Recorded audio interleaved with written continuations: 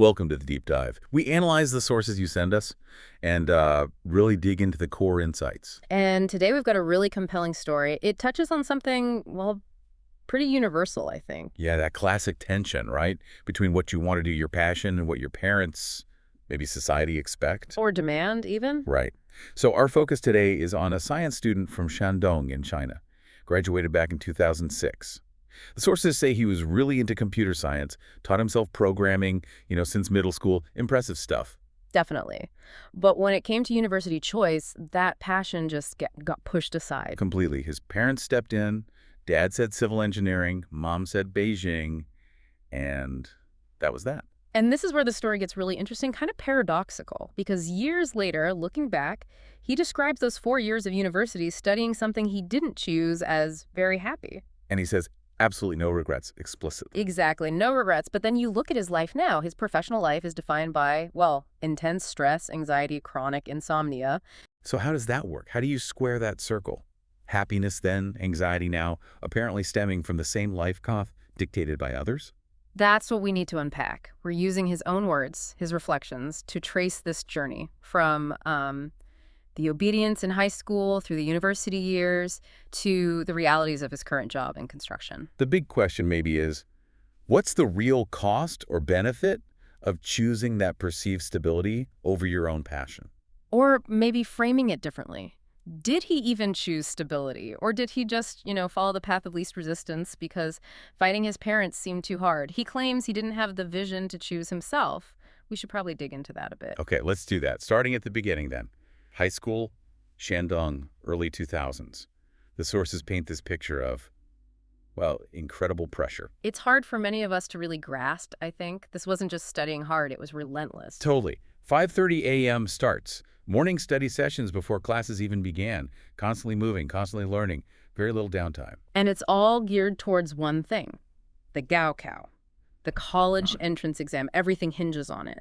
So you can see how that environment might foster a deep respect for authority, maybe even dependence on it. Yeah, and that makes the stories he shared about his teachers really stand out. They weren't just teachers. They were like symbols of dedication. Absolutely. That story about the class head teacher, his father had just passed away the day before the big mobilization meeting for the exam. Oh. And the interviewee remembers seeing his teacher's eyes were red, clearly from crying, but he was there, giving the motivational speech, pushing them forward. That's incredible dedication. Duty above everything. It really sets a standard, doesn't it? Sacrifice is the ultimate lesson. And the other story, the English teacher. Right, the one who paid for the copied newspapers. Yeah. A few students refused to buy them, maybe trying to be individuals, as he put it.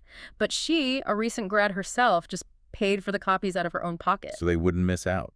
Exactly. She refused to give up on any student, even the difficult ones. It showed this profound sense of responsibility. So these experiences, they must have cemented this idea that authority figures, teachers, parents, they know best. They sacrifice for you. Precisely. So when the biggest decision comes along university, major, trusting their judgment, relying on their perceived wisdom, it probably felt like the only logical thing to do. Which takes us right to that moment after the Gaokao. Not a moment for him to think, what do I want? But more like, okay, what are my orders? It was completely externalized. Mom's rule. Go to Beijing. Opportunity, dad's rule. Study civil engineering. Security. And the justification for civil engineering, so blunt. You won't starve. Pure pragmatism. A guaranteed stable path. But what about his actual interest? The computer science. The programming he'd been doing for years. He admits it. If it had been up to him, that's what he would have chosen. So why didn't he push back? Even a little? Well, his explanation is that his vision and ability weren't developed enough at that age. He felt he couldn't make that call. Do we buy that entirely? It's worth questioning, I think. He clearly had ability. Self-taught programming isn't easy. Was it really lack of vision, or maybe, like we said, just easier to comply? Less conflict, less uncertainty than fighting for his own path. The fear of getting it wrong, maybe? Especially in that pressure cooker environment. Choose wrong, and you've wasted everything. Possibly. So he went with the parents' choice, civil engineering in Beijing. But then university life itself takes this unexpected turn. Yeah, this is the paradox kicking in. He's in this major he didn't want, but he describes those 4 years as very happy. Says he wouldn't change a thing, not one bit of regret. It's striking, and the key seems to be where that happiness came from. It wasn't the classes. Definitely not. It was everything else. The freedom. He talks about great friends, playing sports, gaming, hanging out on the school BBS, the online forum. Right. He was finally controlling his own time, his own social life, day to day. A huge shift from high school. And that detail about the PSP. Oh, yeah, the PlayStation Portable. He played it for 3 years. That's significant. A gift from his girlfriend at the time, who's now his wife. Which is also telling, isn't it? She supported his need for fun, for personal enjoyment even then. It highlights what he truly valued during that time. Connection, freedom, fun, things completely separate from civil engineering. Okay, so socially thriving, but academically. Civil engineering is notoriously tough. You can't just coast through it entirely, can you? No, it's very demanding. The core curriculum, they call it the 5 mechanics. Theoretical mechanics, material mechanics, fluid mechanics, structural mechanics, soil mechanics. These are foundational, really rigorous stuff. Designed to weed people out, basically. Pretty much. And significantly, he mentions that the only course he ever failed or had to retake Gaokao, as they say, was theoretical mechanics. One of the core ones. Yeah. That tells you something about where his focus was or wasn't. It really does, but here's the twist again. That academic struggle, that failure, it didn't seem to matter much in the long run, career-wise. How so? He reflected later that getting a good job seemed more about your character and seizing opportunities than about your actual grades. His lack of intense focus on studying didn't stop him from landing a position. Wait, so if he wasn't a star student, what character traits did he develop during those happy PSP playing years that made him employable in a top company? That's a great question. Maybe it's the soft skills, right?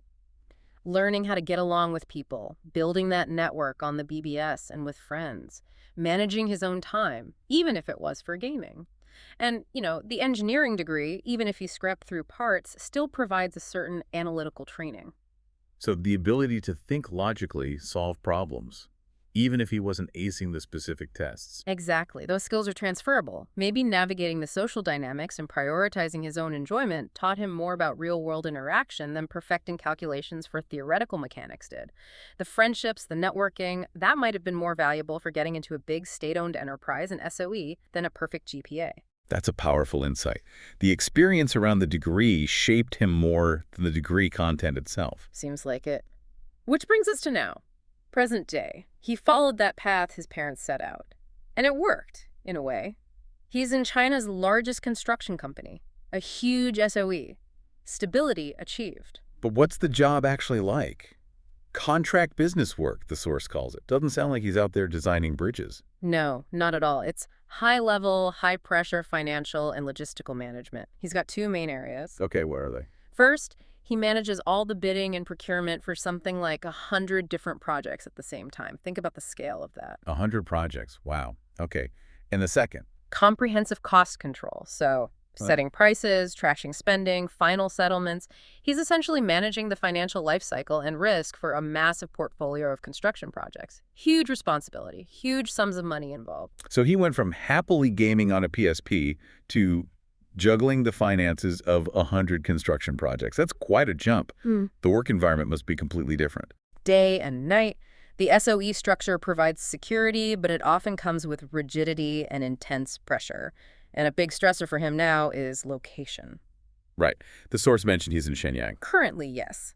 But his wife and kids are back in Beijing. That separation is a major source of anxiety for him. It hangs over everything. I can imagine. That's tough. And the hours. Pretty brutal. Standard day is 10+ hours. But then he often adds another 2 or 3 hours of overtime at the office. So easily 50, 60 hours a week or Yes. more. Yeah, regularly. Week in, week out. So that promise from his dad, you won't starve, it delivered financial security, a successful career on paper. But the price seems to be his time, his family proximity, and his health. And the health impact is explicit. Yeah. He describes himself as very busy, very anxious, but the insomnia, that's stark. It is. He says it's the norm for him now. He even uses his Apple Watch to track sleep, and apparently his average is only about 5 hours a night. 5 hours, consistently. Yeah. The kind of chronic sleep deprivation, it takes a massive physical and mental toll. It's like the stress is manifesting physically. Absolutely. And his career outlook within this SOE, It sounds very passive. Promotions, raises, they're just expected to happen routinely, step by step, no real personal planning involved. And his main goal isn't even career advancement, is it? No, his overriding ambition right now is just to get transferred back to Beijing, to be with his family. Okay. That personal need completely overshadows any professional targets. It's like the priorities have flipped entirely. The success the career brought feels secondary to just wanting to be home. Yeah. So looking back at the degree that started all this, the civil engineering degree his dad insisted on, how relevant does he feel it is now doing this high-level contract work? Does he think it helped him manage those 100 projects? He's pretty clear that the specific content, the engineering formulas, the design principles is almost irrelevant to his current job. He's not doing calculations or structural designs. This is a but, right? There is. He does say that the overall scientific and technical education was crucial. It shaped his way of thinking. Analytical skills, logical reasoning. That framework he learned, even struggling through some courses, helps him handle the complexity of his current role. Okay, so the process of learning engineering, not the specific facts, gave him transferable skills. The degree was like mental training. That seems to be his take. It wasn't a direct map to his job, but it built the cognitive engine he uses now.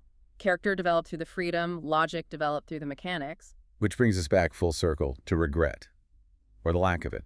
Despite the anxiety, the 5 hours sleep, the separation from family, he still maintains he has nothing to regret. It's fascinating.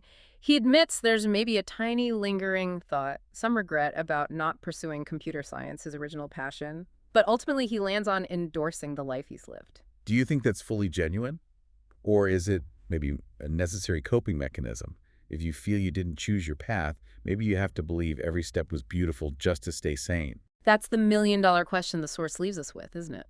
His final thought experiment, the time machine one, is really revealing here. Right. He thought about what advice he'd give his younger self. And concluded, he wouldn't give any advice to change things. Wouldn't tell himself to fight for CS. Instead, he'd just tell that younger version of himself to just enjoy the present life. Because, he reflects, every step in your future will be a particularly beautiful memory. Wow. Even the steps leading to chronic insomnia and anxiety are framed as beautiful memories in retrospect. So let's try and pull this together. What we're seeing is a life path set by others, leading to conventional success, stable job, SOE security, but also conventional stresses. High pressure, anxiety, poor sleep. But the profound happiness he remembers, the no regrets part, that didn't come from the career path itself or the major. It came from the space he carved out within that path, the friendships, the gaming, the personal freedom during university. Exactly. The outsourced decision led to the stressed career, but the personal choices he made along the way generated the positive memories he clings to. So for you, the listener, maybe the key takeaway here is about that disconnect. The degree itself, the content of what he studied, was less important than the transferable skills, the logic, and the character traits he developed through his personal life and social interactions. Yeah, the things his parents didn't dictate, his friendships, his hobbies, how he spent his free time, might have been the most crucial elements for both his later employability and his retrospective sense of a life well lived despite the current pressures. Which leads to a final, maybe provocative thought for you to mull over, building on his reflection. He insists on no regrets because the memories are beautiful. Yet his present reality is defined by significant stress, anxiety, and lack of sleep directly tied to the career path he took. So the question is, can beautiful memories truly erase professional regret if the consequences of that path are harming your well-being now? Is it possible to call a life successful, to genuinely have no regrets, if the life you ended up with, the one you didn't initially choose, leaves you chronically exhausted and anxious, even if you found happiness along the way? What does success even mean in that context?